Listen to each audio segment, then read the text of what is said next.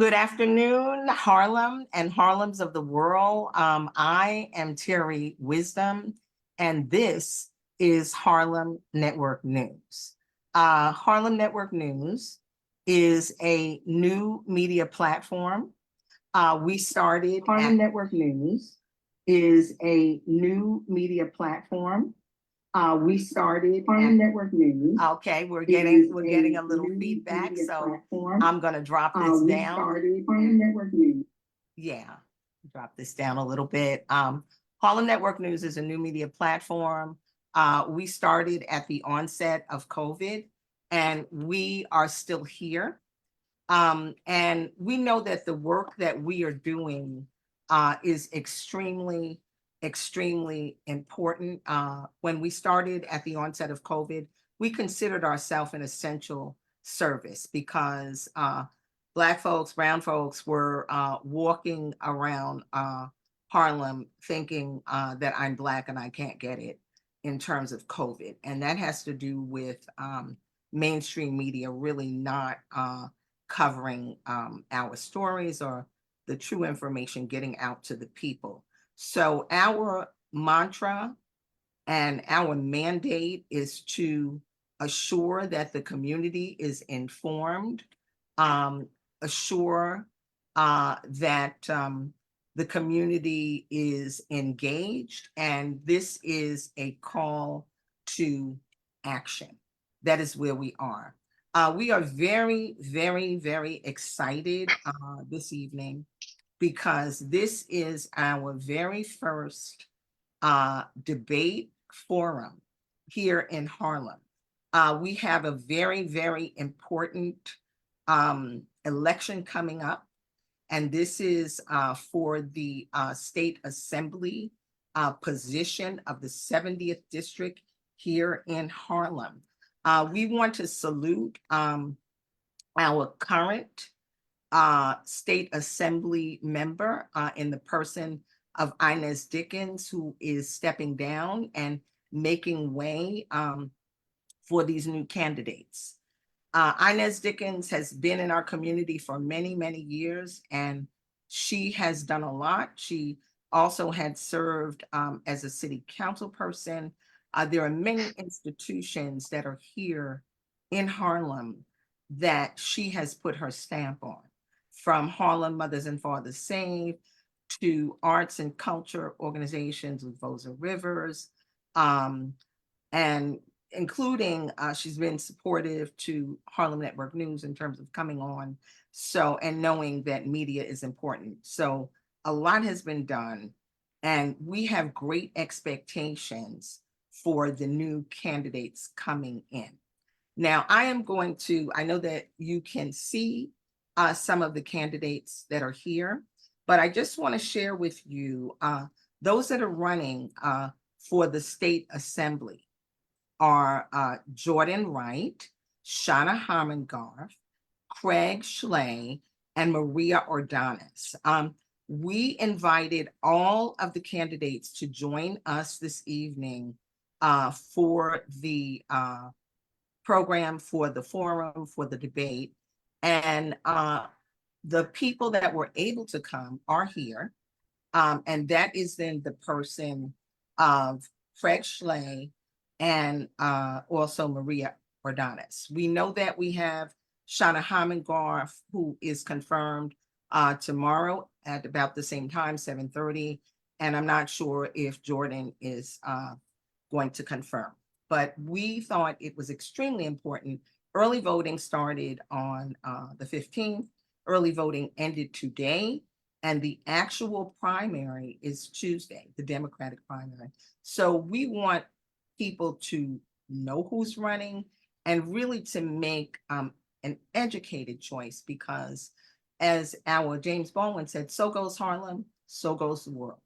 So very critical what happens here. We're voting for our lives, our community, our children, our future. So I am the rules of the debate are that I have thought of a number from 1 to 7. I have Maria Ordonez, and I'd like you to just pick a number in your head, and then you'll share it with me.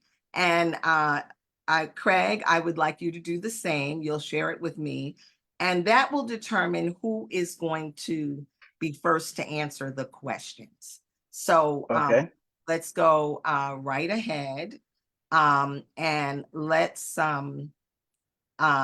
let Maria come up. What is your number, Maria? I will say 7. Okay, your number is 7. And what is your number, Craig Schley? 2. Okay, okay. My number was 4. And so Craig is going to lead off. First, what I'm going to do is have you introduce yourself. Craig, you have 2 minutes, and you're going to tell us a little bit about who you are, whose you are, and why you're running. You'll have 2 minutes to do that. Maria, you will have the equal 2 minutes. And then all of our questions came from, some of our questions came from Black voters of the 70th district, right here, which obviously controls Central Harlem. And then there were other voters who sent in some questions, and asking about why candidates are running and so on and so forth. So we're going to get to those. Okay, so Craig, right now, if you want to start your 2 minutes, you go right ahead. Thank you. Thank you. My name is Craig Schley. I've been in Harlem since 1990, roughly 35 years. I'm a lawyer, contract law clerk, who assisted Chief of Healthcare Fraud for the United States Department of Justice. I'm an honor student from NYU in political science and history. I have law certs in arbitration, mediation, advanced dispute resolution, and problem solving. Former adjunct professor, lecturer of American government at CUNY, former fireman and electrician with the IBEW. I have a daughter who just became a doctor last month, and I say my flagship point, or the thing that really distinguishes me here, that I defended this district when it needed it the most against the largest rezoning proposal that hit this city in 60 years, is when they were rezoning 125th, 4th, and 6th Street from Broadway to 2nd Avenue to build 25, 30-story high rises, which even Congressman Rangel just recently said was a flop. And I used never before used 110-year law, 110-year law in the city charter that gives property owners a right to force city council to pass rezoning proposals with a supermajority of 75% versus simple majority of 51%. I did this before I was in law school. I organized the community. I used 30 students from middle school that got credit for it. Held up $1.3 billion, and I defended those 71 businesses and residents for 5 years for free of charge, and I raised money outside. And we were only frustrated in the appeals process because we couldn't afford it. There were other things I've done, but I just want to let everyone know that I stood up for the community when it needed it. I was able to see the foresight in bad legislation. I took apart that rezoning proposal, and I defended the community in a very sophisticated and meaningful way when they needed the most. And that's what the legislator would like to do. And I'll close that there's nothing more important in a community than dealing with rezoning proposals that ultimately force us out or serve us.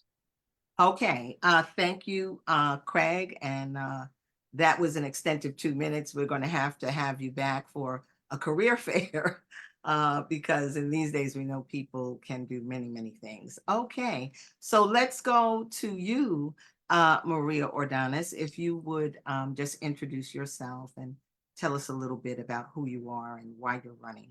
Yes. Absolutely. So first off, thank you, Terry, for having us here today. Really appreciate you and Harlem Network News for hosting this forum. It's really important for voter education and to make sure that voters are educated as they go into the polls this Tuesday, June 25th. My name is Maria Ordonez, candidate for Assembly right here in Harlem. I'm a lifelong resident of Harlem, born and raised here, and a Democratic State Committee member and an organizer for tenants' rights. And growing up here, I have seen how my neighbors have struggled to make ends meet, how folks, struggle to access resources or were evicted or displaced. And the more I started to organize around tenants' rights, the more I brought people together, and we brought people together as a community. The more we saw it didn't have to be this way, and the more we saw is that our elected officials were failing us. So this is why I'm running, because we need change now, and I'm running on a platform for truly affordable housing. To make sure that everyone can access housing, they can pay for their rent, have tenant protection, and build generational wealth if they're homeowners, for funding our schools, because every child deserves quality education no matter who they are, and for healthcare for all, because we need to make sure we're addressing that. Okay, think we're Craig. getting some feedback, Maria. Maybe I think it's Craig's when he turns Okay. on, he Okay. unmutes. Okay, we're getting some feedback. Okay, so continue. Thank you so much, Maria. Okay, so and also fighting for healthcare for all, to make sure that we're fighting to address the homelessness crisis and the mental health crisis, but also making sure that everyone in this community can access quality healthcare when they need it. And I'm very proud of the movement we've been building. We have support from numerous people from this district, and we've raised a lot of money through matching funds and through private funds, and are funding our campaign through small dollar donations. And we've been endorsed by groups like NIPAC, the New York Progressive Action Network, Tenants PAC, NYC Kids PAC, Streets PAC, Jim Owl's the World Democratic Club, 504 Democratic Club, and Community Voices for Citizen Action, and so many more. We really believe in the movement we're building, and our grassroots groups who are doing the work in the front lines ready to address these concerns and making sure that we're fighting for what we really need here in Harlem. We need a progressive leader who's going to fight for us, who's going to be a voice for our community.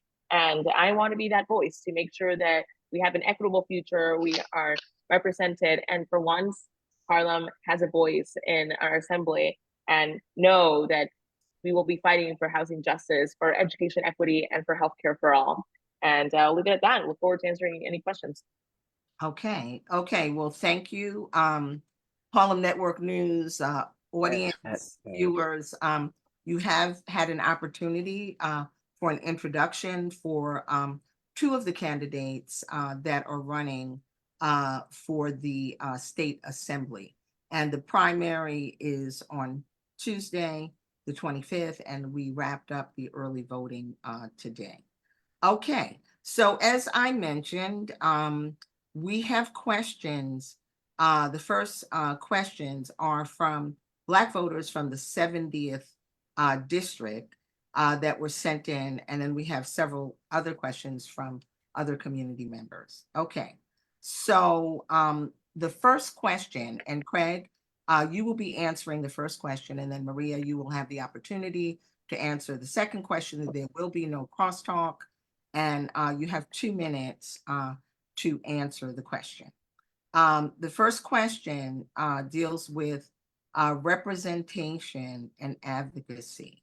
It says, how will you ensure that the voices and concerns of the Black community in our district, particularly those who have lost faith and trust in Black faces and high places, are adequately represented and addressed in the state assembly? Craig. So if I understand the question correctly, they basically want to assure that because I'm Black and my face will be in a high place, that I will actually represent Black folks in Harlem. Did I get that right, Ms. Yeah, Wisdom? I think that's the gist of the question. And, it's not necessarily referring specifically to you in my interpretation, but just what we have across the board at this time, and what is the impact for the people to assure that they're represented and that there is change. First, I have unequivocally stated that I am an African American man from Harlem. My ancestors were enslaved by this country. I have every intention on doing the best I can as an African American male to represent this entire district. But in particular, I fought with no ambiguity and defended 71 small businesses and residents, in particular African Americans in that district, when they needed me the most. I actually also established a foundation for redress to address, to remove the slavery clause from the 13th Amendment, and and also to ultimately initiate a amendment to the Constitution from the Albany to represent African Americans in removing the slavery clause, and hoping to gain support from everyone in the United States, because slavery still exists there. I've never denied who I am. I can't deny who I am, nor what I want to. And I'm supportive of my people, and I expect to be held to that from the very beginning of my from my candidacy all the way to. Okay, we just lost you a little bit, Craig. We lost audio, Craig. Okay, we just lost Craig's audio. I don't know if Craig can hear us. We have an audio problem. Okay, so Maria, so that we keep things moving, we will allow you to answer the very same question. I'm going to see if I can pull Craig. You had lost audio for about the last 30 seconds, Craig. Yeah. You were reiterating who you were and what you did, or what your intentions are with the slavery clause and so on and so forth. And then we lost you. Oh, yeah. Okay. I said in 2020, I established a foundation for redress. It's a corporation that had a collection of attorneys to address and remove the slavery clause and start an amendment to the Constitution from Albany to remove the slavery clause and ultimately have reparations. I speak on that very clearly. I don't equivocate on it. And I take it very seriously, because my great grandfather was North Carolina's first African American state legislator after slavery, and he was enslaved. And my mother actually knew him, and that this means everything to me. But I always want to reiterate that because I'm pursuing this in no way, shape, or form, that it should or ever offend anyone else. Matter of fact, people should support this, because this is a legacy that this country should want to remove. And so I'm proud to be African American, and I'm going to stand for that. And at the same time, I'm going to represent this whole district entirely. And my history demonstrates that. Okay, thank you, Craig. Okay, Maria Ordonez, I will reiterate the same question. And these questions are coming from viewers and our audience. And these particular questions are coming from Black voters in the 70th district. And the question is representation and advocacy. What specific I'm skipped. Representation and advocacy. And I'm Terri Wisdom. This is Harlem Network News. And this is our debate forum for the 70th district and the state assembly. Representation and advocacy. How will you ensure that the voices and concerns of the Black community in our district, particularly those who have lost trust in, quote, Black faces in high places, and are adequately represented and addressed in the state assembly? Maria.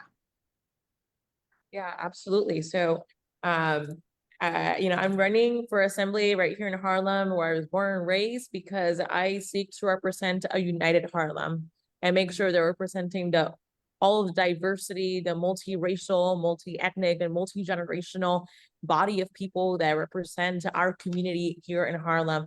And when I think about making sure that we have representation and we advocate for everyone, it is at the core of making sure that we're fighting for housing justice. It's at the core of making sure that every child, no matter who they are, has access to great education. And it's at the core of making sure that we are fighting for healthcare and that everyone can access quality healthcare, no matter who they are. When I talk about my campaign and I talk about my priorities, it doesn't matter if you are Black, Latino, Asian, Black, white, Hispanic, or if you are whatever religion, it is about everyone. And that is what I love about Harlem, that we are, a mixture of races, we're a mixture of cultures, ethnicities, and that's what makes us a beautiful community.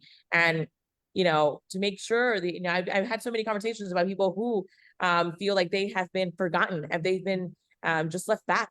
But it is a history here in Harlem that we've been disinvested, we've been forgotten in this place. And I know it too. I grew up here. I've seen people who used to be voters who vote every single year, and then all of a sudden they don't vote anymore because they lost faith in the system. So what I say is, let's fight for what really matters to people and meet people where they're at. And what I've been doing with my campaign, talking to people one by one and doing the dirty work to knock on that door and hear from them, especially those who live in public housing, who oftentimes feel like they're not heard because, they live in public housing, they're on Section 9, they're lower income. But no, that's not true. Everyone, no matter who they are, matters. And so that's why I reiterate my commitment to making sure they're fighting for everyone. And I will say, fighting for a new vision, for change for Harlem, because that old guard, the decades old establishment that has continuously gentrified Harlem, has displaced people. We need a new vision. We need new blood. We need change for Harlem. And I'm proud of the movement we've been building, fighting for that change, and people of all ages, all backgrounds support this movement, because it's time that we take on the decades old establishment and we fight for what we deserve as a Harlem community. Okay, thank you, Maria. I'm Terri Wisdom. This is Harlem Network News. And we are here really in our very first from Harlem Network News debate forum. There's a reification on this first question because the question is a bit skewed in a sense that we know that, communities change. But in the past, I would say 100 years or so, Harlem became known as the Black Mecca. It became known as the Black Renaissance. It became a place where a lot was birthed. The first Adam Clayton Powell Jr., the first Black, congressman, all of that happened right here in Harlem. But it appears as we continue, particularly now with, you made reference, Maria, to gentrification, that the Blacks are being forgotten. And that is the concern.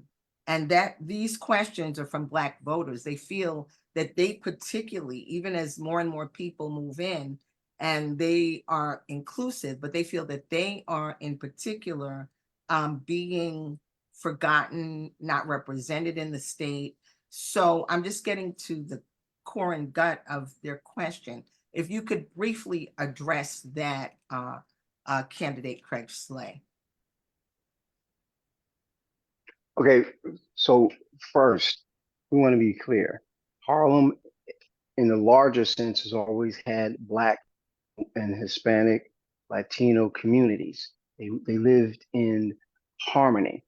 Of the most recent, let's say 25 years, I would say that our representatives have turned their back on their interests. And the Spanish community, their representatives were advocating for their interests. And so it became a little lopsided simply because we had no guards that had the same and respect for their community and their people as the Latino folks, Spanish folks did. And that is a absolute a feather in my Spanish brothers and Latino brothers' hat, because they're supposed to advocate for them. What has happened is that our guard in this community, where the African Americans have flourished, had not represented them properly, had created policies that would eviscerate the community instead of promoting business and culture that would help them. For instance, the Jazz at Lincoln Center should have been at the Apollo Theater. I'm trying to advocate for a business and industry that is natural to our community, like the entertainment industry. Actually, talked to United States Chamber of Commerce, the film and television industry, to be approved for federal grants. Not only is that good for African Americans, that's good for Latinos, Dominicans, and Puerto Ricans. It would be a natural amalgamation of our cultures and any other race of people up here, because it brings meaningful wages for people with varying levels of education, and it binds the culture. But to be clear, I believe the problem has been, and it's true, the question speaks for us, African Americans representatives have not advocated for the Black community as others have. And it's not an offense to the other communities, it's an offense to ours, to the Black part of the Harlem. Okay, thank you, candidate Craig Schley. And Maria will give you, Hello? Ordonez will give you a moment to Hello? answer that. We can hear you, Craig. Thank you. Yes, Maria? Yeah, so you know, what I will say is that, you know, what I really love about Harlem is that we have a deep, rich history and culture in this community, and that I believe it's what we need to preserve. As I'm running for assembly, that's what I continuously talk about to every single voter, no matter who they are. It's about preserving Harlem and the fabric of our community. We have so much rich history, like you were saying, you know, Malcolm X, and all the other wonderful leaders in this community who really led the way. And I would say led the way for even Latinos. And I say it as a Latina, you know, a lot of Black people led the way for us Latinos to really have a lot of opportunities that we have now, for either like, you know, voting rights or more access to resources, you know, segregation, all of that. So I really believe in fighting for all of us, right? And in terms of like the, you know, the point about gentrification, I will say, you know, growing up here, I saw my community gentrified. I live in West Harlem, where Columbia University has been expanding, and it is the same elected officials who have been failing us. You know, the elected officials who pride themselves saying that we're going to fight for our communities, but then really have allowed for gentrification to happen.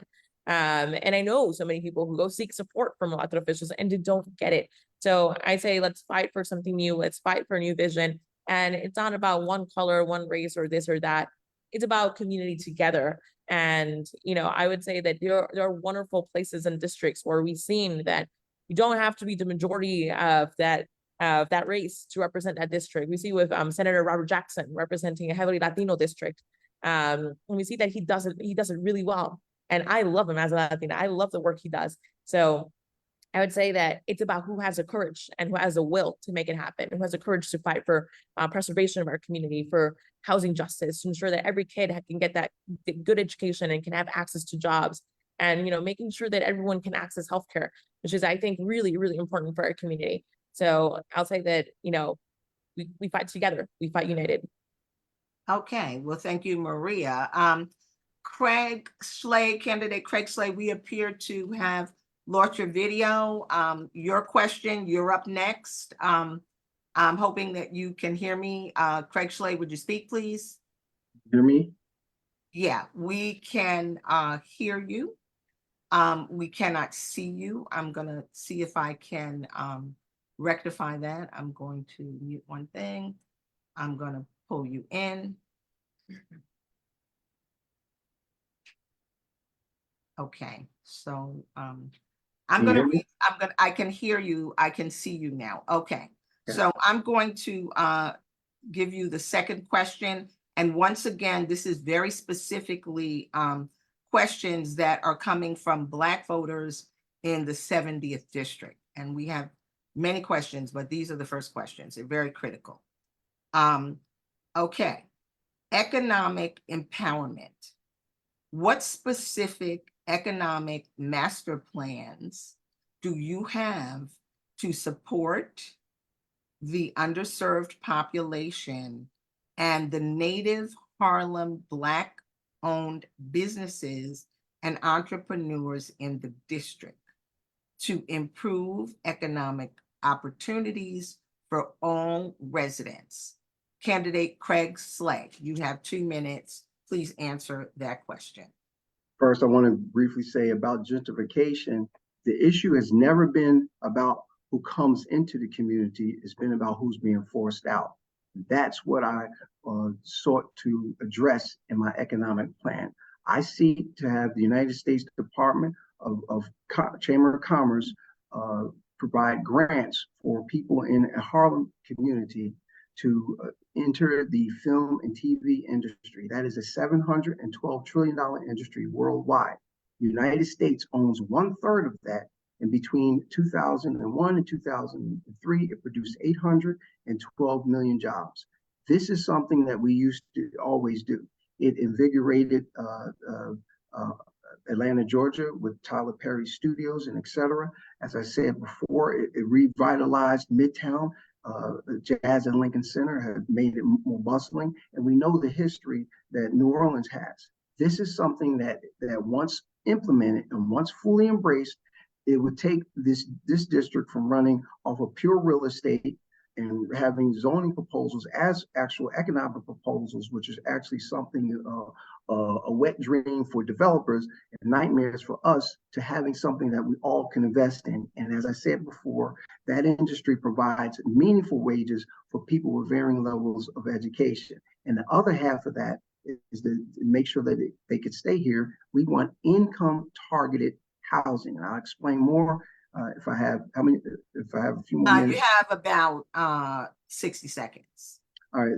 The reason why you want income targeted housing based upon the census data of the income is because it changes, and you want that as a state law, it changes the model from the area median income. And most people aren't aware that they get this high level of rent based upon taking a snapshot of income of New Jersey, Harlem, and Westchester, averaging it out, and it starts at that level where it's perfect for the developers. Now they need to definitely be able to make money, but you want to start it at a realm and scheme that fits the need. And in closing, that would lock and solidify whomever's up here that lives between 110 and 125th is different income, 125th and 135th, 135th and 145th.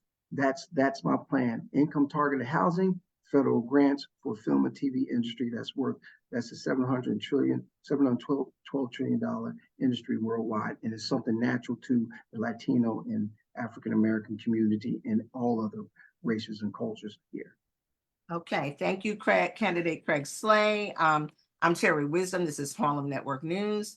And we are in the thick of our primary election coming up on the 25th.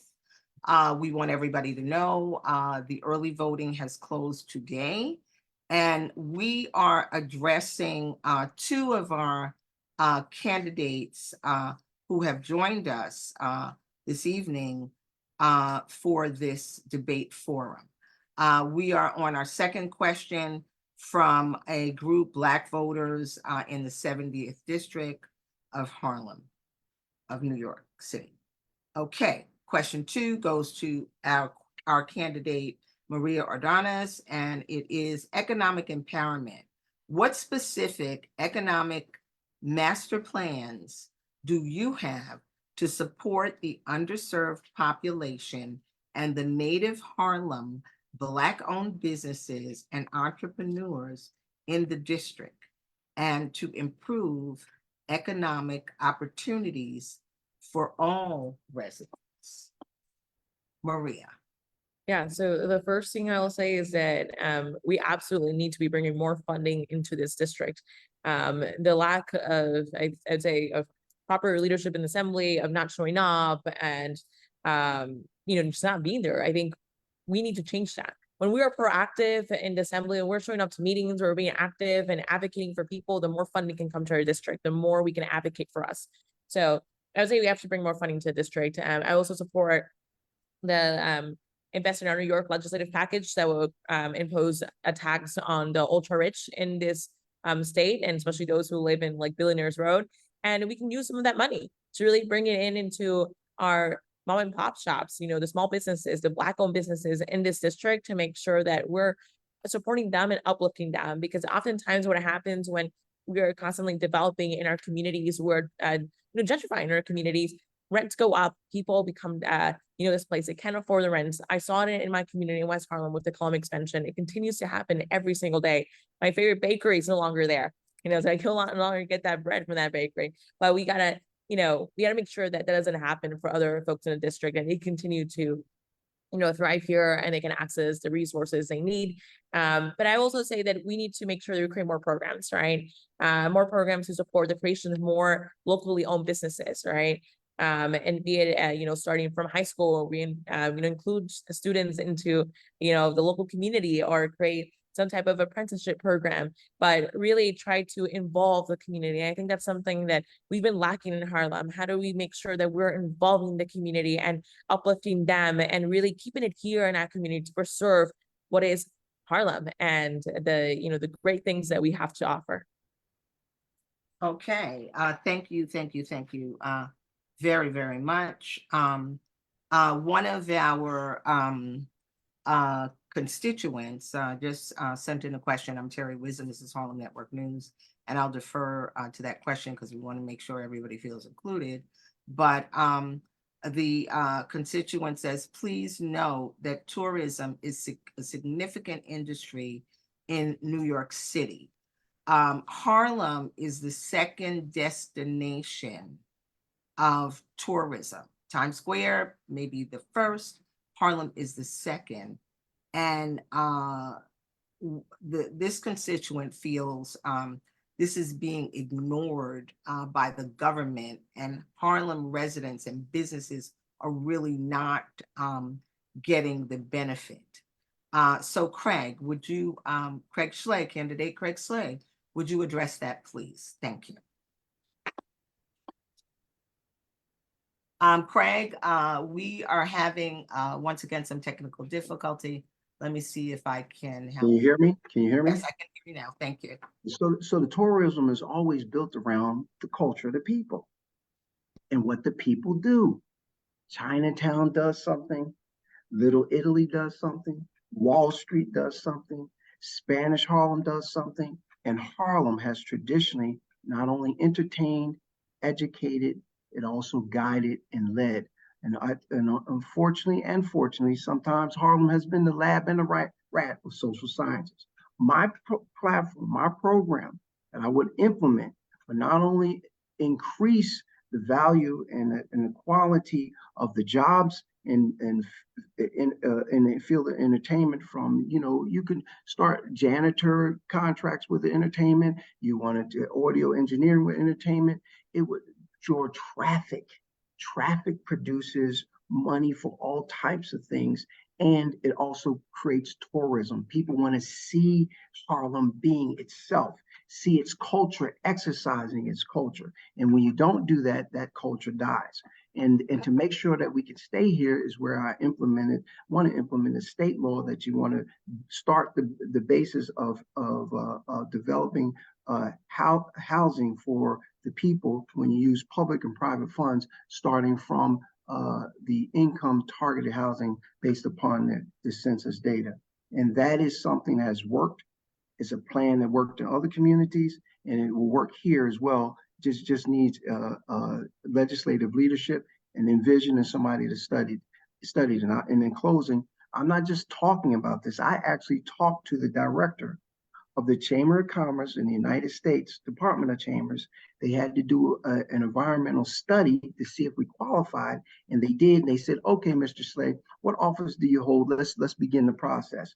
And I didn't hold the office at the time, but this is what I would do when I get into it. Okay, well, thank you, candidate Craig Schley, Terri Wisdom, Harlem Network News, and we are honored to embark on our first debate here in Harlem for the State Assembly. We have two of the candidates, and we had an infused question, and Maria Ordonez, candidate Maria Ordonez, is next.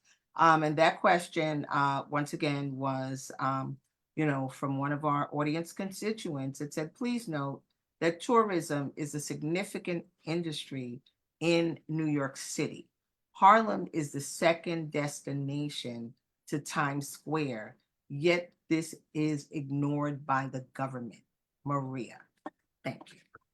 Great question. It absolutely is ignored by the government. I've seen so many groups of people who's coming in here, and then people like saying like the story and history of Harlem. They're taking pictures. I absolutely think we should be taking like advantage of that and making sure that we're uplifting our small businesses. So that means possibly having more open streets where we're bringing in the local businesses and they can sell their items or their food, and having more pop-up events and really more like events, especially like during the weekends where we have community gatherings and really make, the tourism brings a revenue, brings money. And I'd say if Harlem is a hotspot for tourism, then we should be using that tourism to bring in money to the community, especially to the small businesses, as we were talking before. Like, what can we do to support them? That is one way we can do. That's one way that we can support the small businesses. Bringing revenue to them and uplifting them and showcasing them as we bring people to this community, because they are the community. They're from this community, right? These small businesses. So I say let's uplift them in that way, but also making sure that we're accurately representing Harlem. The people who should be leading these tourist groups should be people from this community, people who actually understand Harlem culture, and making sure that we're accurately representing who we are as a Harlem community. Okay, thank you. Okay, so we're going to move on. We're going to go back to the third question from the Black voters in the 70th district of New York City, which really is pretty much central Harlem. And that third question is education. What measures will you take to improve the quality of education in our schools, particularly underserved neighborhoods, like our District 5, School District 5, 4, Part of 3, and to ensure equitable access to educational resources in this separate but not equal system? Thank you. That's me, right? That's correct. Yes, it is. All right, so first, clearly, these are very fundamental questions for young students in public schools. We need to clearly, much more aggressively, fund our public schools, not just provide opportunities for charter schools, but for public schools. Our children are at a 50% math rate, and I think it's 1/3 percent of our students are reading at the proper grade level. This is unheard of. I'll give you an example. I campaigned a couple years back. I ran for Congress, and 2 kids were actually flying for me. I just gave them some money to be involved in the process, and it came time for them to sign their name, and one of them could not. This ran through me.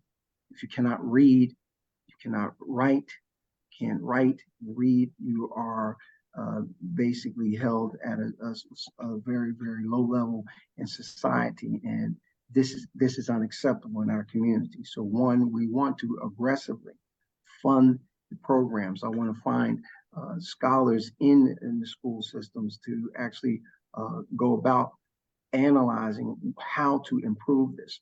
I know one of the things that I know helped me when I was growing up is that having your parents more involved in the process, and our parents are not. We want to aid the parent and school associations. We want to get back to fundamentals. Some of these problems can't always. We cannot always seek outside solutions for internal problems. Also, internal problems are environmental problems.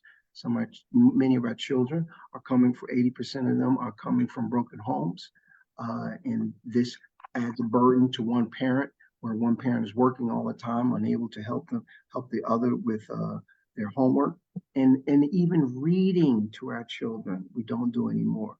And I would say a social issue, as we also know there's plenty examples and supporting studies that the way social media is incorporated into our learning process ought to be examined to get back to the fundamentals. I will say one other point.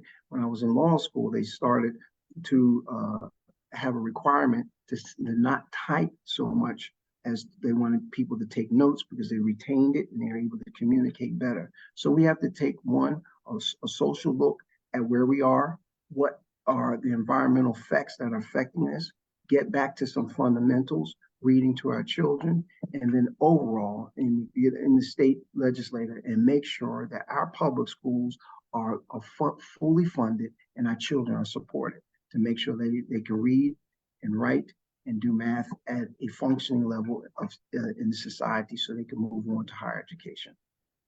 Okay, thank you, candidate Craig Schley. I'm Terri Wisdom, and we're moving through the questions. We had gone back to the questions from the Black voters here in the 70th District of New York, and this is Harlem Network News.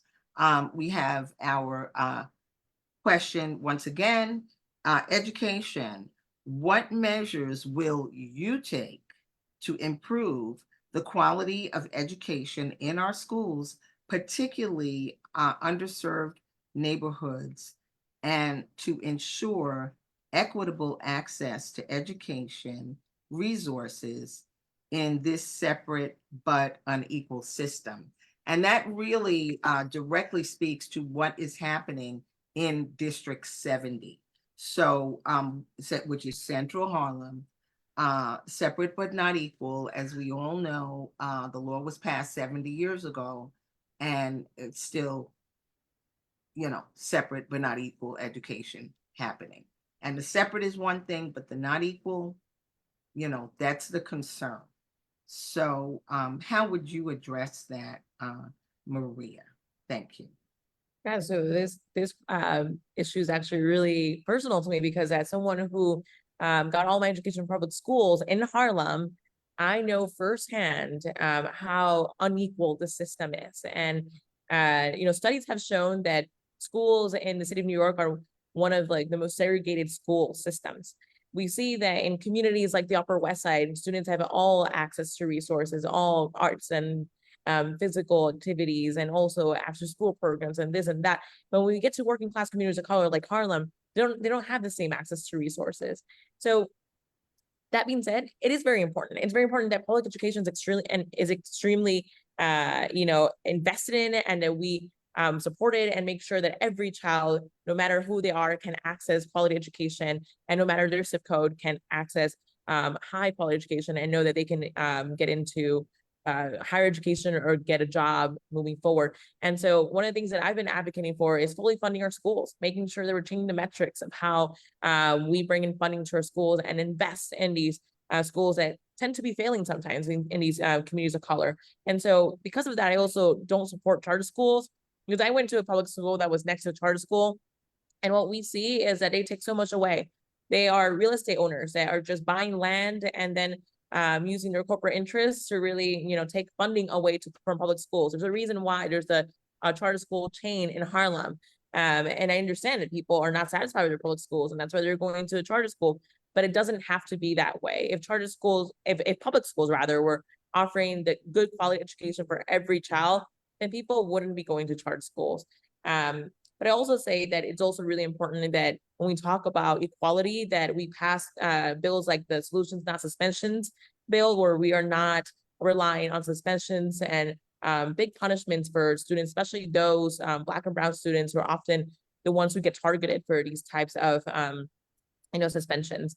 I also support the smaller class sizes, so every child has more individualized access to learning, and also making sure that we're expanding the pre-K for all program, because education starts from a young age, and involving students in the education process from a young age is really transformative.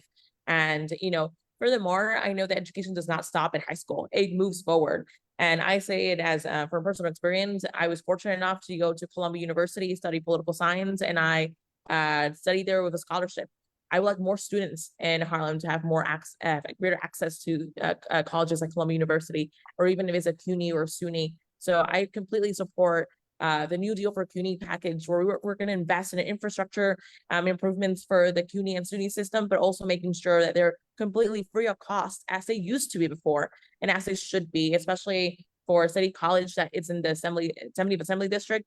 We need to make sure that that's an institution that Harlemites are actually, taking and using properly, right? And making sure that they are benefiting for it, in terms of resources, but also education. Okay, time is I can up. go on and on, Yeah, but I love this I topic. know, it's a hot topic. There are a couple of infused questions in this question that are coming from other constituents. And one is when you spoke about the access to education, and you said Columbia, that put antennas on our viewers. And that is because Columbia has taken up a lot of land and promised to give back to the community. And the population in Columbia is also very, there are very few Blacks. There are a little bit more Latinos, there's whites, and then a good bulk of Asian. And this Columbia is in Harlem and in the community, and the community is not going to school there. You were fortunate to have the scholarship to go there, but part of the eminent domains has to do with giving back to the community. So Craig, if you would just address that. It's not a sidebar question, it's a main question. Thank you.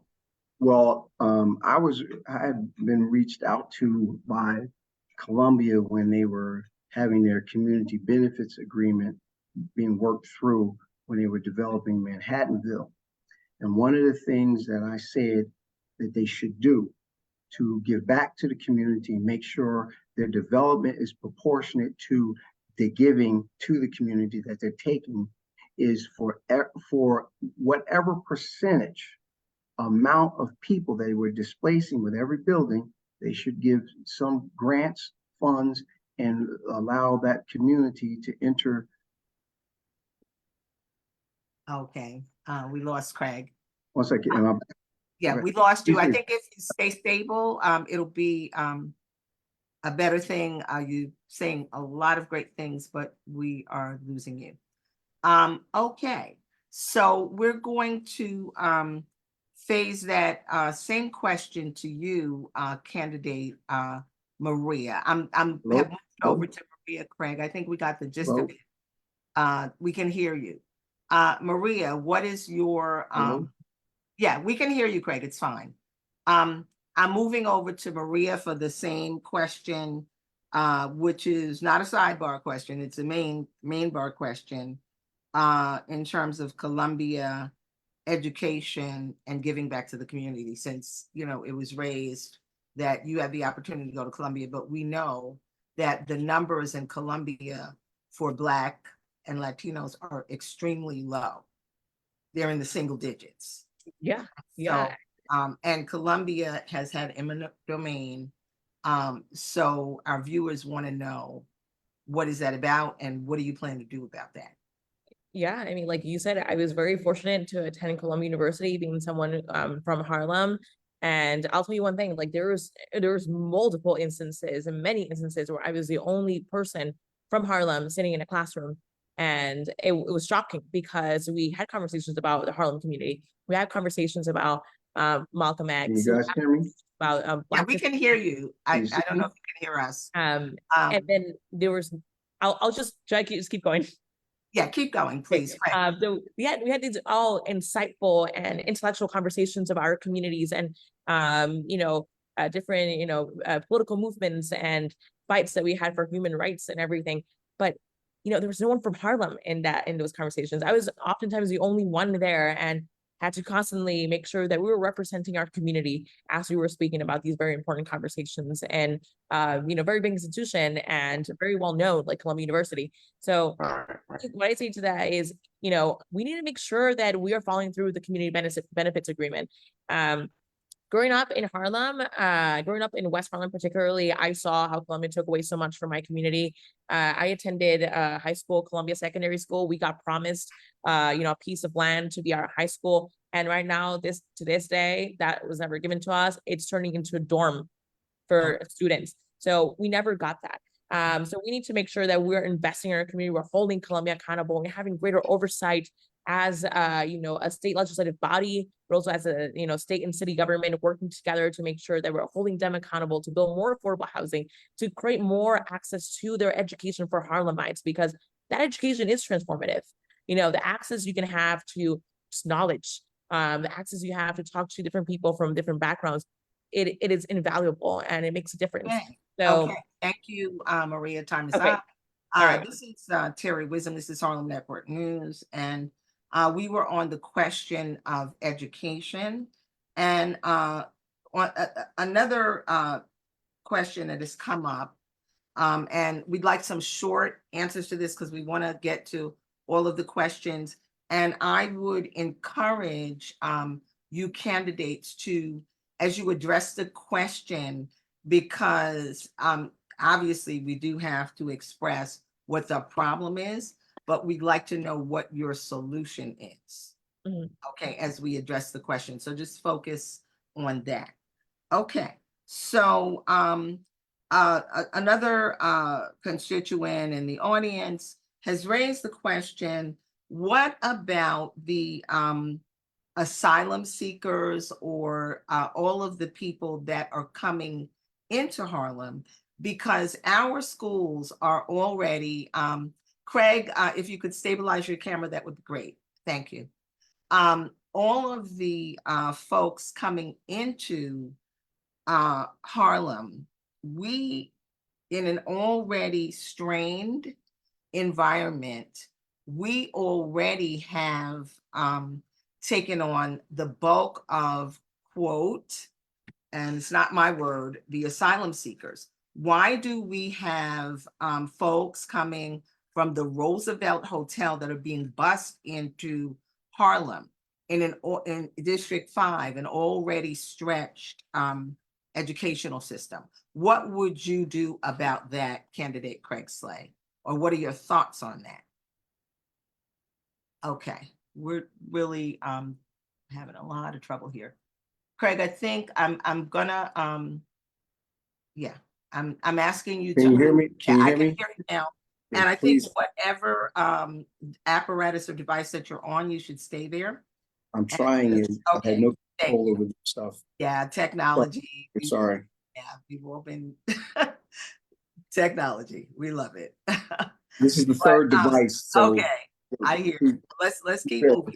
So Right. did you hear that question? I do and- not. Okay, so the question is, it's regarding, quote, and it's not my word, asylum seekers, and the fact that in a district like District 70, which already has underfunding, separate but not equal education, we are being infused with more than our share, more than we can manage. It's not even more than we can share, more than we can manage of the folks coming in. And we're not only getting those that live here, but we're getting folks like from the down by the Roosevelt Hotel in Midtown being bussed up here to our district. What would you do about that, Craig Schley? Or what are your thoughts on that? First, your elected officials in your district are your gatekeepers. Nothing can happen unless they're informed, they are aware, and they are apprised of what is about to happen. So as a representative, I would have first been notified and made to be informed as to what's going on, where's the money to support the people coming here, because again, the issue is never about who comes in. It's about who's being forced out. And what happens is this government has prioritized our immigrants over citizens in the United States and in this city. And I'm unaware of any constitutional law or state law that would give the executive the right to give preferential treatment and housing and resources to non-citizens above citizens who have been waiting in line patiently of coming from the same places that these individuals are coming from. Okay, thank you, Craig Schley. So, Craig again, Schley? if I were on the inside, I would be. Okay, we still have. Yes, I'm here. Can you Okay. hear me? Yeah, thank Can you hear me? Yeah, that we were asking for a short answer. We can hear you, and we want to move on to Maria. And Maria, if you can give us a short answer, because we want to try to move through as many of these questions as we can, and we really only have about maybe 8 more minutes. So let's go. Right. Thank you. I mean, Okay. what I say is we are a state, a country of immigrants. We have enough resources for everyone, and we need to make sure that, you know, if you know we don't have enough housing in Harlem, that they have housing elsewhere. We all have our immigrant story. We all come from some background, and I say we as welcoming as possible and ensure that people know that we're here for them. But you know, we have money for housing, right? We have money for healthcare. We have money for education. I say everyone should get access to housing. Our Harlem community should get access to housing. Everyone, no matter who they are. And we should be uplifting our community. The homeless in our district should also be getting access to, you know, these resources and making sure that they are all housed, right? No one left behind, and we're all, you know, taken care of. Okay, thank you, Maria. Great short answer.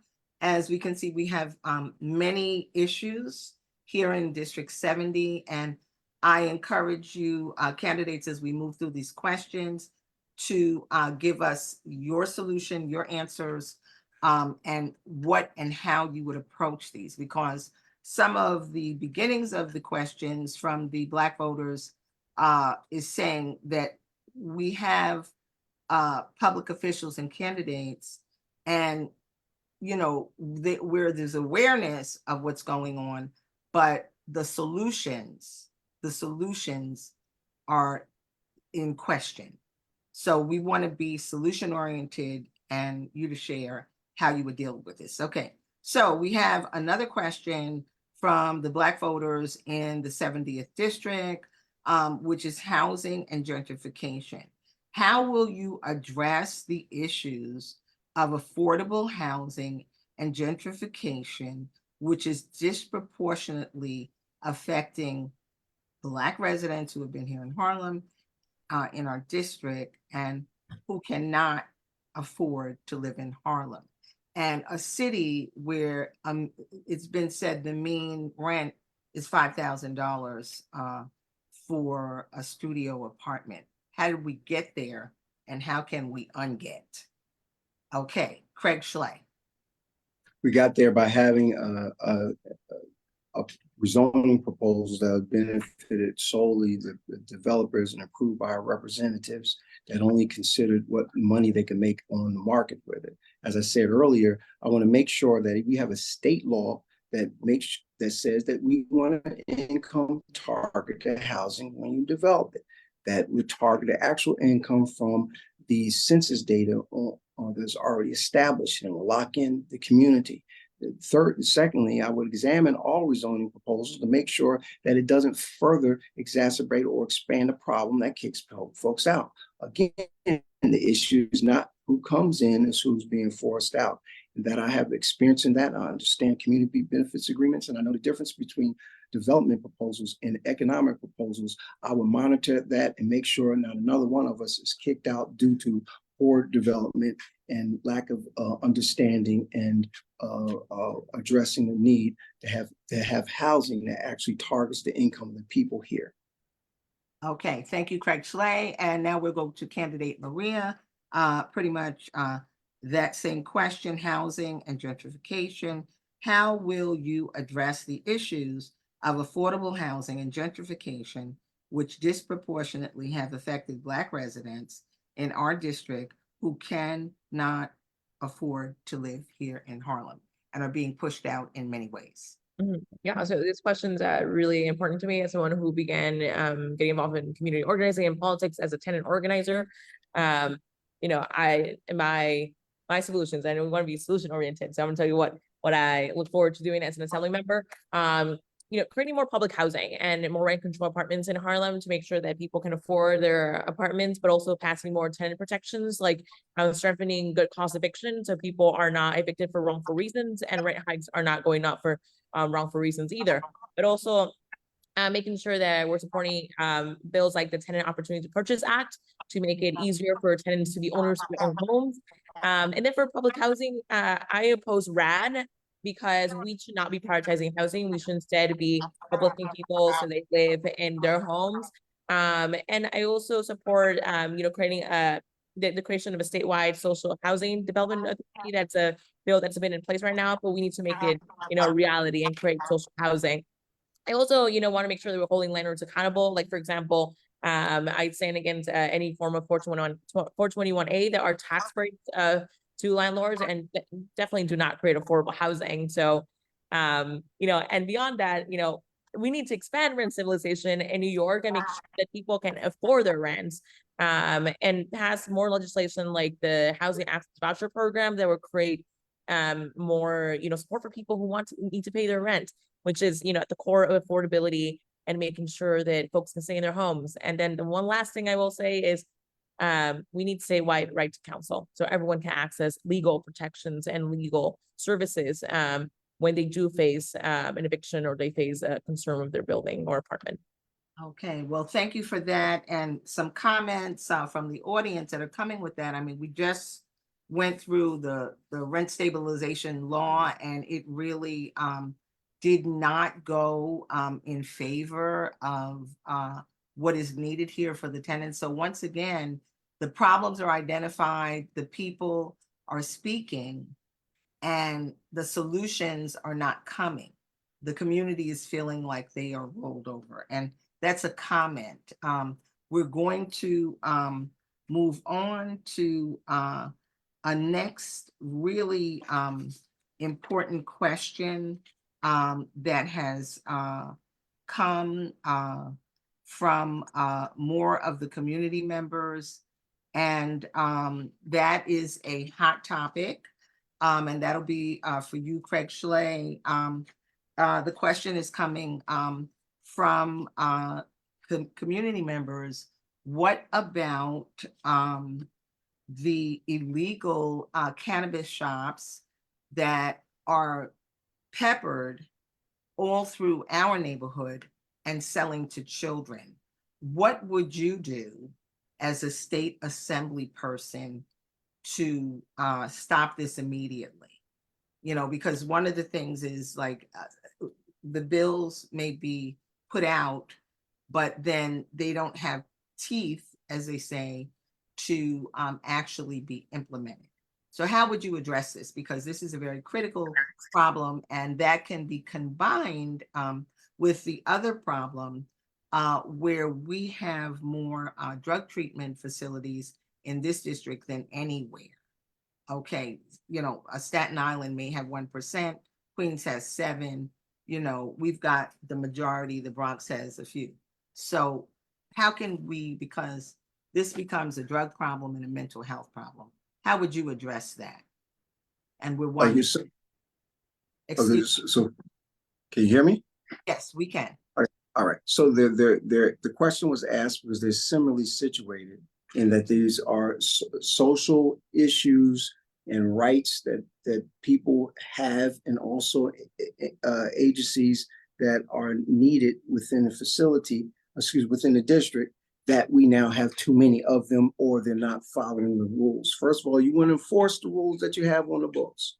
But anytime you want to limit the ability of something to socially affect the environment adversely, you start zoning it in a way, like, for instance, you can't have it within so many feet of schools, elementary schools, playgrounds, churches, and etc., then it fixes the problem in that it's unable to put itself in multiple places within so many feet of the environment.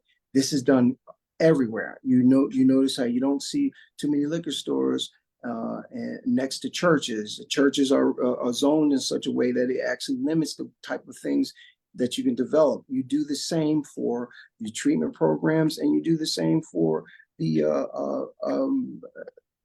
smoke shops.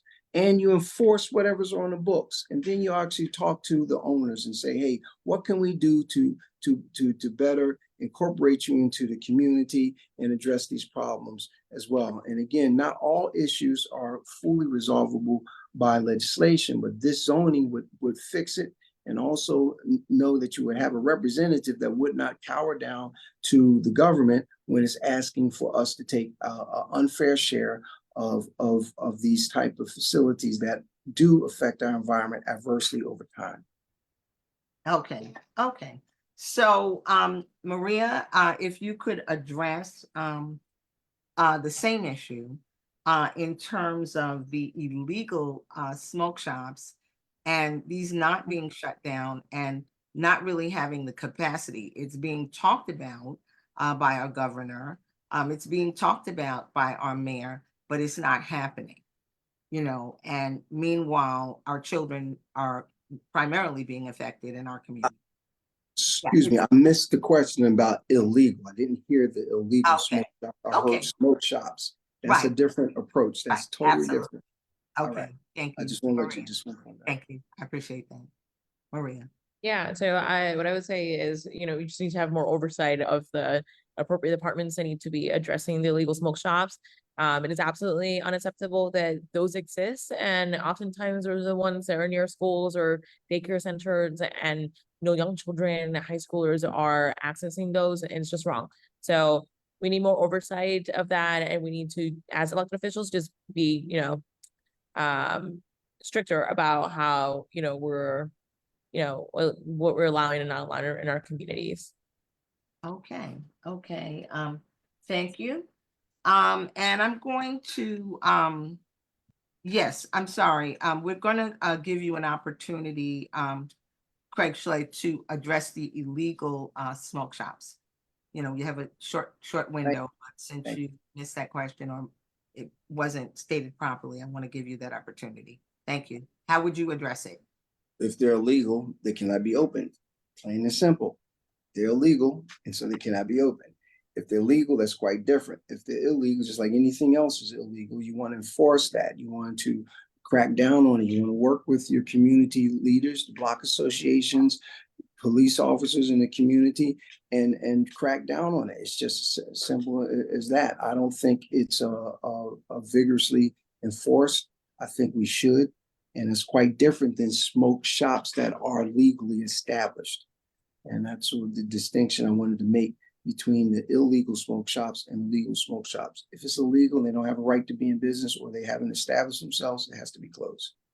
Okay, thank you. So Terri Wisdom, Harlem Network News, and the question is implementation. We do know what the issues are. Okay, so we're going to move on. I'm going to pick and choose a couple of questions because we really are pretty much out of time. This has been a very robust discussion and an opportunity to really hear from you. I'm going to go to police reform and public safety.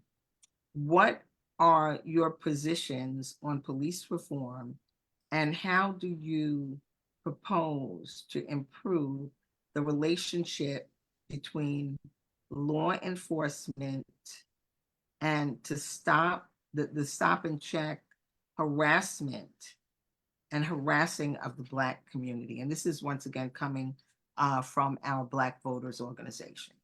Craig Schley. First, I have to say, I'm proud to say that my campaign manager is a retired police officer. She's probably the #1 advocate in community affairs in this district. She has a Love Over Harlem non-for-profit. She helps individuals that transition from who were formerly incarcerated into work society. She has training facilities for young adults and adults in high technology. And she is very active in it. So I understand how the police can actually actively help. But the issue as relates to brutality and that what's going on, I would think they will want to remove the 48-hour rule. 48-hour rule is where you cannot question the police after an incident, and it gives them time to shape their narrative, and it makes it more difficult for people to get to redress the problem that was caused by the police in those instances. This is something that's been going on a long time. It was, well, I believe it was established under Giuliani, if not fully exercised. And this is something I would advocate to remove it. But at the same time, you want to work with them, because when something does happen, we call them, and we don't want them adversely affecting community. And regarding the illegal stops, of course, we established a long time ago that stop and frisk was being abused.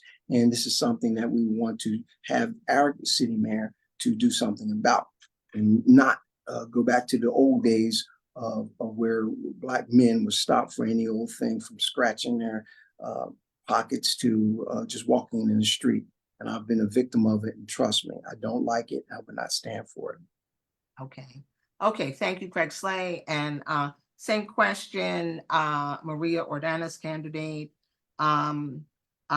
about the police reform, public safety. What is your position on police reform? How do you, and once again, you propose to improve the relationships between law enforcement and the stop and check harassment that is primarily happening in our district to people of color, Black people? Thank you. Yeah, so I would say that we absolutely do need police reform, and I stand against stop and frisk. I think it impacts people of all colors, of Latinos, Blacks, brown people, South Asian people. So I'd say that, you know, let's stand against that. Let's create that reform.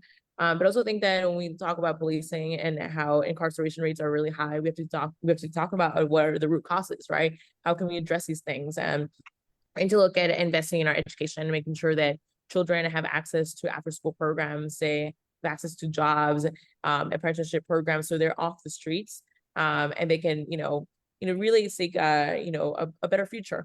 But also for those who are facing a mental health issue, really make sure that they have the access to the resources they need. So that means more social services, social workers or psychologists that go and take care of them when there is they're facing an incident, and it's not the police who are punishing them or abusing them, because that oftentimes happens with Black and brown people. And what I will say is that we also need to make sure that we are working with gun violence prevention programs and making sure that we're supporting them in the work we do to end gang violence and gun violence, and make sure that they have the resources they need, because too many lives are lost to gun violence, to unnecessary violence in this community. And we need to address that, and investing in these communities and these groups who are doing the work in the front lines, and addressing that issue in our community. Okay, thank you, Maria. We're gonna have candidate Maria Ordonez. We're going to really kind of jump because of our time constraint, but this is a big question, and it's impactful to who is elected and how a candidate is elected. And this is coming from another group of our constituents. How can you take the responsibility as a candidate to, and becoming an elected official, encourage more voter turnout? New York City has one of the lowest voter turnouts in the country. This district has a low voter turnout.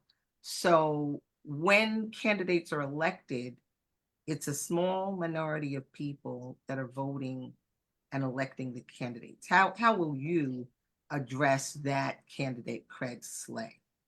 So to be specific, very clear, New York is third from the bottom of all states that have voter participation, and only 29% of voters actually determine the outcome of election. I have, in my time in politics, have involved many people of many ages, persuasions, race, creeds, and colors, and got involved in it and taught them the process of the voter process, actually how you become a candidate, how you get on the ballot. I taught several of the candidates recently that actually won on how to get involved. Matter of fact, I taught Kristen Jordan how to get signatures. I'm the first person that worked on my campaign years ago was Yusef Salam. These are two individuals that were elected. Actually, believe it or not, some people will say my nemesis, but Londell Davis first got into politics working for me and working on one of my campaigns, and I taught them, and he's a very established person in this process. So I have a history of showing people and involving them. I've worked on, and my knowledge base is quite broad. I've worked on campaigns in Philadelphia. My sister's elected official. When I was in Minnesota, I learned the caucus process and helped Melvin Carter, which is the first African-American mayor in St. Paul. And even in this district, I have a wide range of individuals who not only have been in politics, but they are coming out, re-entering society involved in it. So I have a history in that. And lastly, what we could do to aid the process is just simply giving more information about when and how people can vote, how the electoral process works, and teaching more civics in school. Okay, thank you for that. And we stand for that as a Harlem Network News. And that's why we're here. That's what our mantra is. That's what our intention is. And of course, we need the infusion of funds in order to keep going, because the media is the message, or the message the media. And when that is not happening, you get what we have. People are not informed, they're not engaged, and they're encouraged to, just move away from it. And this is how we lose, and we must win. Okay, so if you would address that question as well, candidate Maria Ordonez, please. And that has to do with how can we encourage more voter turnout? What would you do? What can you do? Yeah, so I think the first thing is like what you literally said, making sure that we're investing in local news channels like Harlem Network News, and investing in them, because you are a local source of information to community members in Harlem. So the more we have local information, local news, the more we can create a community information.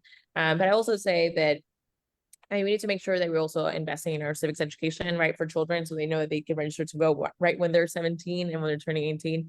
And the more young people are involved in politics, the greater impact they can have on a long term.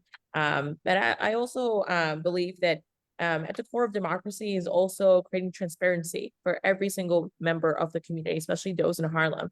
And that means helping them understand what democracy is about, what voting is about, and ensure that they know that their voice and their vote makes a difference in every election. And that so many local issues and local things that matter to them, they're also at stake in races like in the state assembly race. That being said, and also making sure that we are building a democracy that's healthy, right? And we're building it with, community power and with people, not, on the basis of, our real estate or corporate interests, and oftentimes play a big role in our democracy. And also standing away, from like legacy politics or nepotism or, things of that nature that really discourage people, because people are really discouraged when they see a continual legacy, or they see there's no change, there's no option. What can we do for our community? So I said it's build a strong democracy that is rooted in our community, and people know that they have a voice, and invest in that civics, invest in our local news. Okay, thank you. All right, so we're almost wound down. this is coming from another one of our constituents, and what they're saying is that we know what the issues are. We know there are some educational disparities, there's health disparities, there's economic disparities. Our small businesses are not being supported, while there are other businesses coming in the community that are getting the money that was designated for us. We know all of these things. We know that we have an oversaturation of drug treatment programs here in Harlem, and the people that are getting the treatment are not even from Harlem, but we're carrying the weight. So all of this is pretty well common knowledge, especially if you live here, if you work here, if you send your children to school here. Our community knows what's happening.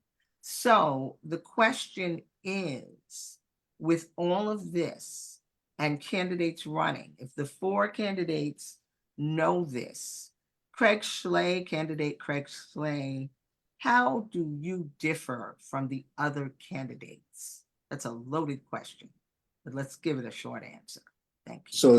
So that actually 2 questions there. How would I address the drug treatment programs, and how do I differ from the candidates? So I'll address them in sequence. First, I think I answered it earlier. Yeah, the drug treatment, I was just identifying problems. Okay. That you don't have to answer. What you need to answer, I was just reiterating that all the candidates and the community are familiar with the issue. Right. Okay. The question is, in your familiarization and your approach, how are you different from the other candidates? Why should you be the one that is voted for? Well, one, aside from my addressing the #1 issue in New York State, this New York State lost 154,000 people in a little more than a year.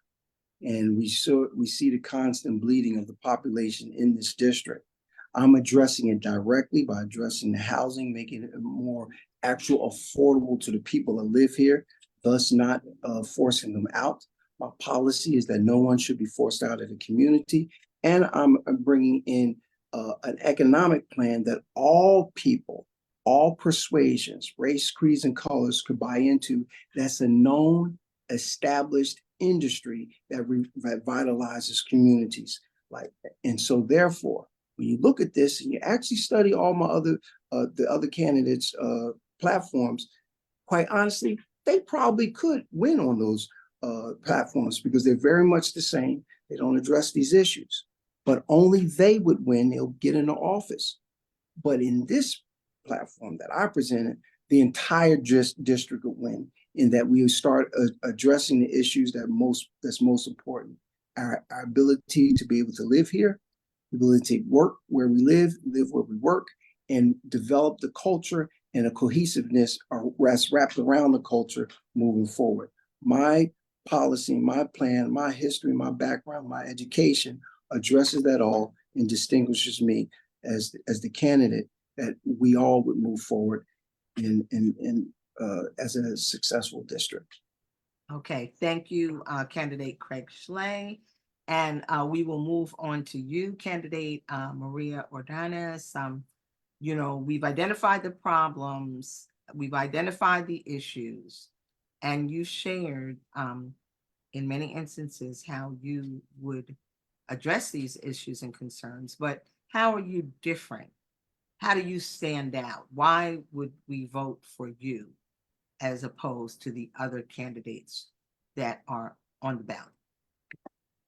Yeah, so I would say that I am the only progressive Democrat running for New York State Assembly in Harlem. I was born and raised here. I don't come from a rich background. I come from a working class background, like majority of people here in Harlem who have to work day in and day out to put food on the table. And I am a Democratic State Committee member. I'm the only candidate who has ran before in this district and won in this district. And I'm not supported by a machine or a decades-old establishment. I am supported by people on the ground who really believe in what we're doing, and grassroots groups who are doing the work in the front lines already on these same issues that we've been talking about around healthcare, around housing, around education. And I am not taking a cent from real estate. I'm not taking a cent from the APAC of New York, because those people, one of my opponents is taking money, not you, Craig. One of my opponents is taking money from the APAC of New York, and they have blood in their hands because there's literal genocide going on in this world, and we cannot stand for that. Harlem does not stand for that. And I am, very proud of the movement. We're building a grassroots movement to fight for Harlem. And it really shows in the type of support we have. We have groups like Tenants PAC who are constantly advocating to make sure that we hold the rank guidelines for accountable. Groups like NYC Kids PAC who are advocating for better schools for our children. And groups like, Community Voices Heard, this group of Black women who have been organizing in communities like Harlem, Central, East Harlem. And so, I ask for everyone's vote because we need to fight for progressive change. We need to fight to have a voice that represents all of us and will fight for all of us and not be tied up to any corporate interests, real estate, or even APAC or any machine politics in Harlem, and is ready to be working for the community in the state assembly. Okay, thank you, thank you. All right, so as promised, because we have some time constraints, each of you in our format, and this is Harlem Network News, and this is our debate, our forum for the State Assembly of District 70. So, Craig, you get to ask Maria Ordonez, candidate Marie Ordonez, one question, something you'd like to question Maria about. Could be something she said, you've seen, you've heard. Yeah, well, I would like to know what specifically about her policy would address the fact that people are being forced out of this district and out of this state due to excessive cost in housing, and that 75% of us rent. What about her platform that specifically will address that issue? Yeah, that's a great question, Craig. So I would say, in terms of the displacement that's happened in Harlem, the way I see that we can address that is making sure that we're building more housing, right? We're facing a housing crisis, and how we can address people being forced out is making rent more affordable. And how we do that is building things like social housing, preserving public housing. And there is actually a bill right now in the state Senate. It's a co-sponsor or led by Senator Cordell Claire. So making sure that we're building housing that is similar to what was at Mitchell-Lama. I live in what was formerly a Mitchell-Lama. And so making sure that working class people can afford their housing, right? And when we do build with the community in mind, and moving away from area median income and then making it more holistically, so people can afford those rents. And also I will say that, displacement oftentimes does happen when people are evicted. So making sure that we are addressing, wrongful evictions, wrongful rent hikes, and strengthening our good cost eviction bill that it wasn't in the previous budget. So, but making it stronger to ensure that tenants can stay in their homes and that they're protected from wrongful evictions, discriminatory evictions, and ultimately, prevent these displacements that do happen out of the product of, real estate interests and gentrification in our community. Okay, thank you, candidate Maria. Okay, so your turn, candidate Maria. You get to ask candidate Craig Schley one question from something he said or has been promoting, or ask him one question. Thank you. Okay, I was not planning to ask a question to anyone, but if I can, let me see. Craig, how do you plan to represent the diverse community of Harlem? It's, the community of Harlem is very diverse, right? We're a Black community, but also a Latino community, and there's also it's a growing Asian population. How do you plan to represent everyone, and especially when there's a language barrier, there's a cultural barrier, or even a barrier in relating to people on socioeconomic background? Because as people who have college education, sometimes how do we connect to our community, right? Who are more working class, live in public housing, or more low income? How do you want to represent people who may not look like you? Oh, first, I want to be very clear. I was answering questions regarding the African American community because they asked me, and to understand my principles and my culture and how I identify with their needs. And that's how I addressed it. Well, let's be very clear. I have an established history of incorporating everyone into not only my campaign, but all that I do. I have just as equally a Dominican people on my campaign that do not speak English, but I make sure that I have translators there to support them. I live in the community. I'm actually a blue collar man with a white collar education. I'm the first to go to law school. I was a functioning illiterate coming out of a poor high school in Philadelphia. I didn't go to undergrad until I was 33 years of age. And so I have a particular understanding about that. My ex is an immigrant. My ex-wife of 10 years was an immigrant. I helped her with her papers. I helped establish immigration, affordable immigration representation for the Senegalese community on 116th, and I do the same for the Dominican people in the Washington Heights and 33 Broadway area. I am there. I'm a person of the people. I love them all. I even care about you, believe it or not, Maria, and I would be a good representative of yours as well. I make no distinction between people when I'm pursuing the cause of the people. I love them and I've always represented them. So it would be no different than what I've always been doing. I'm a blue collar man with white collar education that cares about us all and is fighting for it. And in closing, what my policy that I will implement would advantage all of our communities equally. If I can add one thing. Okay, you got 30 seconds. One little thing. Not all Latinos are Dominicans, just like not all Black people come from the same country, from the same background. We're not one thing. We're a diverse community, and some Latinos are Afro-Latino, we're Asian, we are different backgrounds, and I think that's what's beautiful about this community in Harlem. We are mixed together, and that's what makes us stronger. Yeah, well, let me add one other thing as well. You got 30 seconds. They are a quite significant group in the district. They're very strong, their voice is heard, they're growing, and they ought to be respected for who they are. And by me being able to get along with a growing majority is an indication that I have no problem with utilizing and amalgamating my interests with everyone's. Okay. And that's and I appreciate the distinction, Maria. Okay, thank you, candidate Craig Schley. Thank you, candidate Maria Ordonez. This has been a very robust conversation. I am very grateful for our viewers who stood up, said who they were, and asked the hard questions that sometimes don't really sound nice. But here in Harlem, at this point, we've got to really begin to speak truth to power, so that we can really understand what the issues, know who the people are in the community and what's really going on. So I thank you both for stepping up and being on Harlem Network News and speaking to the people, because this is what it's about.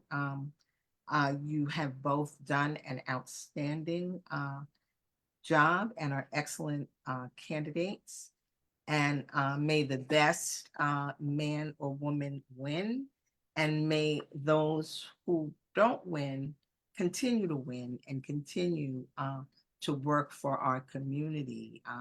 It takes a village, and that's who we are, that's whose we are, and continue and look to, in your challenges, support our media, a Harlem Network News. Folks, you can reach us at 646-261-5397, harlemnetworknews.org. You can make donations to us. You can Zelle us. You can Cash App us. We need your support so that we can keep doing this work and keep and stay, as I say, in your face, because it's critical. So thank you very, very much. Have a good evening. This is on our Facebook. It'll be on our YouTube. Please share it with as many people. We encourage folks to subscribe to our YouTube channel. Very critical. Got a lot of serious issues. So thank you. Thank you. Okay. Thank All you, right. everyone. Have a Thank you. great evening. You take care. Bye. Okay. Fantastic.